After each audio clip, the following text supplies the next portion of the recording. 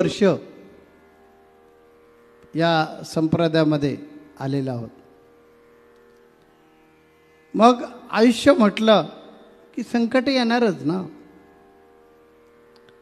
कारण प्रवास म्हटला की चढ उतार हे अपेक्षित आहेत.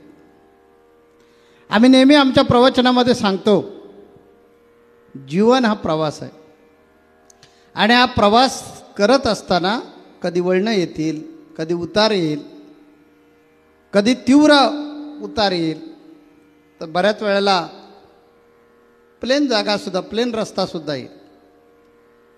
हा सगळा प्रवास करावाच लागतो. तो साधू संतान आम्हा सद्गुरूंना पण चुकला नाही, तो तुम्हालाही चुकणार नाही. आणि म्हणून आमच्यासारखं जीवन जगायला शिकलं पाहिजे. आपण विचार केला पाहिजे, आज किती वर्ष झाली आपण या संप्रदायामध्ये आलो.